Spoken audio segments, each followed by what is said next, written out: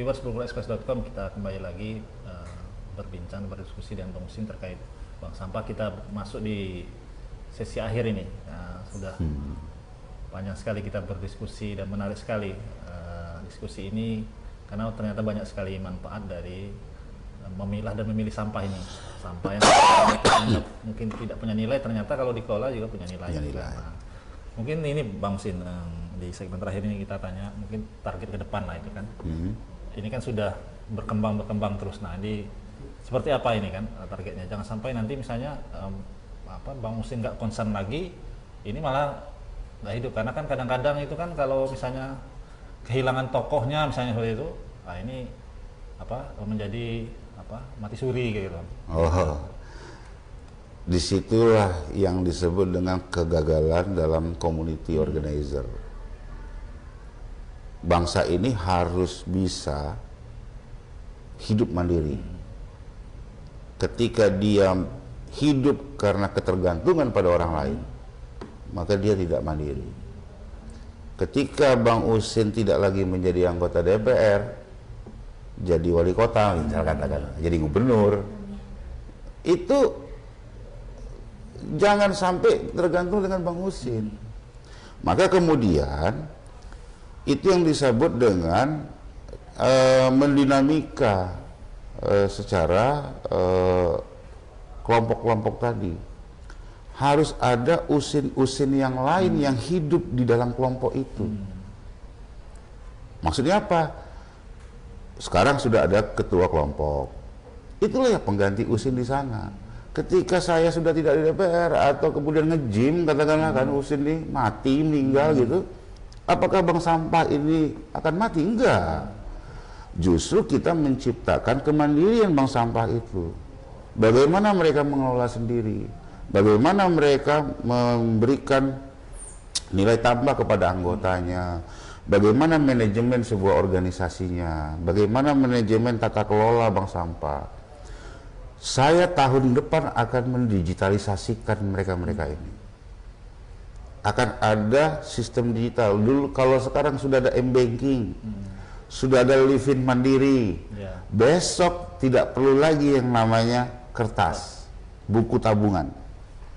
Buku tabungan harus dilakukan secara digital.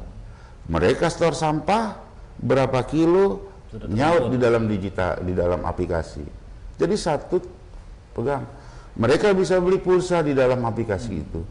Mereka bisa beli kebutuhan minyak goreng di dalam aplikasi itu. Beli minyak goreng dari setoran sampah. Ngambil minyak gorengnya di mana? Di toser banyak kelompok bank sampah. Jadi harus terintegrasi. Ini sudah zaman digital. Kita harus arah ke sana. Kalau kita masih menggunakan kertas lagi, buku tabungan lagi, itu namanya kita masih ketergantungan dengan paper. Harus ada zero paper. Jadi mereka nggak bisa langsung diubah sebegitu-begitunya. Dengan bertahap. 2022 pemahaman, 2023 yang disebut dengan alat mereka untuk bisa berkumpul. Alatnya apa? Bank sampah. Bank sampah ini alat. 2024 digitalisasi. Baru bicara soal perkembangan zaman. Ya kan? Baru bicara soal aplikasi, bagaimana mereka punya pemahaman, kemanfaatan. Ketika Bang Husin tidak ada, ini harus jalan. Gitu loh. Sistemnya sudah nanti memang betul dibentuk ya Bang. Iya. Termasuknya sistem digital itu nanti kalau misalnya mau belanja tinggal dikonversi aja. Saya nggak mau menciptakan dinasti baru. Cukup yang capres, yang caleg, yang cagup, ya, yang pilkada, ada dinasti. Juga yang lain, Bang. Yang lain kan harus ada, gitu loh. Jadi ya kadang-kadang inilah yang saya bilang, ada yang dinasti secara biologis, ada dinasti secara mindset. Kita nggak lepas dari Soekarno. Ini yang lebih baik. Kita tidak lepas dari ajaran Rasulullah. Karena itulah yang lebih baik. Kenapa? Dia meninggalkan ilmu. Dia meninggal kemanfaatan. Dia bukan meninggalkan warisan turunan. Itu namanya diktator. Atau kemudian otoritarian. Atau kemudian raja. Kita nggak meninggalkan itu. Maka saya mewariskan manfaat-manfaat yang bisa dirasakan masyarakat banyak. Gitu loh. Harus ada usin-usin baru yang ada di kelompok di bank sampah itu. Kalau kemudian dia menjadi rivalitas pada saat pemilu, ya nggak apa-apa. Gitu loh. Itu namanya dinamika. Gitu. Ya, setidaknya Bang sudah meninggalkan legasi lah di satu periode ini kan, kira-kira gitu Bang. Ya, setidaknya satu periode ini ada capaian saya. Ada yang bisa dirasakan manfaatnya usin jadi dewan tuh ini. Ya kan? Kalau kemudian yang mereka rasakan itu mereka tak mau lagi kehilangan, ya pilih lagi. Gitu. Gampang itu Bang ya. Gampang aja. Kalau nggak mau ya udah nggak usah dipilih kan. Tapi ada manfaat saya yang meninggalkan itu. Saya sudah membuat yang tidak ada menjadi ada. Saya sudah memprogram yang tidak dianggarkan menjadi dianggarkan. Salah satu contoh misalkan, yang nggak dirasakan tapi dirasakan oleh pencari keadilan. Saya background pengacara di luar bank sampah ya, di luar konteks ini. Saya background pengacara. Saya mendampingi masyarakat yang kadang-kadang untuk bayar pengacara itu susah. Bagaimana dia mendapatkan keadilan ketika dia tidak bayar pengacara? Bagaimana dia mendapatkan keadilan ketika dia tidak mengetahui arahnya? Saya buatlah itu perda bantuan hukum untuk masyarakat miskin. Bukan saya saja, kawan-kawan di DPR, tetapi perda itu adalah perda inisiatif saya. Saya mengajukan perda inisiatif bantuan hukum untuk masyarakat miskin. Satu-satunya perda di tingkat provinsi di Sumatera, Bengkulu yang punya. Di kabupaten memang sudah ada, kabupaten kota sudah ada. Nah, dibantu di perda ini, setidak-tidaknya ketika usin tidak lagi di DPRD provinsi, ada bekas, ada sejarah yang saya torehkan, ada perda bantuan untuk masyarakat miskin. Setidak-tidaknya masyarakat miskin yang mencari keadilan bisa terbantu. Sudah ada payung hukumnya lah Bang. Sudah ada payung hukum untuk menganggarkan, gitu. Nah itu Piwas Blue Express. Nah ini terakhir kita minta closing statement lah dari Bang Usin terkait harapannya lah terkait termasuk bank sampah tadi dan juga perusahaan-perusahaan lain terkait sampah ini, khususnya di Kota Bengkulu.